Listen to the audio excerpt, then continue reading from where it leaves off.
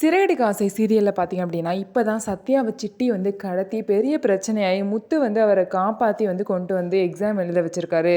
இதுக்கப்புறம் பார்த்தீங்க அப்படின்னா சத்யா கிடச்சது இல்லாமல் நெக்ஸ்ட்டு சீதாவோட பிரச்சனை வந்து ஆரம்பிக்க போகுது.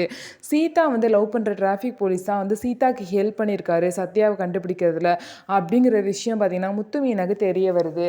அதாவது டேரெக்டாக தெரியாமல் இந்த மாதிரி சீதாவுக்கு யார் ஹெல்ப் பண்ணியிருப்பா, எப்படி அவளுக்கு நம்பரை ட்ரேஸ் பண்ணுற அளவுக்கு என் ஃப்ரெண்ட்ஸ்லாம் இருக்காங்களா அப்படின்னு சொல்லிட்டு முத்து வந்து யாருன்னு கொஞ்சம் கேட்டு சொல்லு மீனான்னு சொல்லவும், அதுக்கப்புறம் மீனாவும் கேட்குறாங்க. அதுக்கப்புறம் நான் வந்து ஒருத்தரை பிடிச்சிருக்குன்னு சொன்னேன்லக்கா, அவர் வந்து டிராஃபிக் போலீஸாக ஒர்க் பண்ணுறாரு, அவர் தான் இந்த மாதிரி ஹெல்ப் பண்ணாருன்னு சொல்லவும், சரிடி இவ்வளோ தூரம் பண்ணியிருக்காரு, நம்ம குடும்பத்துக்கு ஒத்து வரவர் தான், அவர் வந்து நம்ம அம்மாட்ட பேசி எல்லாத்தையும் சொல்லிடலான்னு சொல்லிட்டு மீனா சொல்லவும், சரிக்கா நான் அவரை கோயிலுக்கு வர சொல்கிறேன்னு சொல்லிட்டு சீதாவும் சொல்கிறாங்க. இதுக்கப்புறம் பார்த்தீங்கன்னா கோவிலுக்கு சீதா, அதுக்கப்புறம் சீதாவோட அம்மா மீனா முத்துன்னு சொல்லிட்டு எல்லாமே வந்து வெயிட் பண்ணுவாங்க. அதுக்கப்புறம் பார்த்தீங்க அப்படின்னா அந்த டிராஃபிக் போலீஸும் அவங்க அம்மாவும் வருவாங்க. ஃபஸ்ட்டு வந்து அவங்க அம்மா தான் உள்ளே வருவாங்க. சீதா அவங்க அம்மா பார்த்தோன்னா வாங்கம்மா அப்படின்னு சொல்லிட்டு கூப்பிடுறாங்க. அதுக்கப்புறம் இவங்க தான் நான் சொன்னவங்கன்னு சொல்லிட்டு சீதா எல்லாத்துக்கும் வந்து இன்ட்ரடியூஸ் பண்ணுறாங்க. எல்லாமே வந்து நல்லா பேசிகிட்டு இருக்காங்க.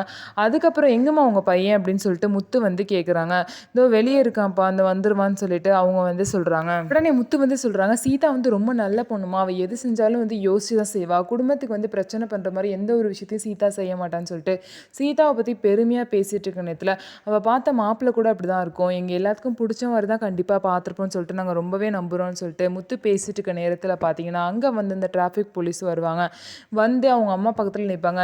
நீ என்னடா இங்கே பண்ணுற அப்படின்னு சொல்லிட்டு அந்த டிராஃபிக் போலீஸ் வந்து முத்துவை பற்றி கேட்பாங்க. அதை நான் கேட்கணும், நீ என்ன இங்கே பண்ணுற அப்படின்னு சொல்லிட்டு கேட்பாங்க.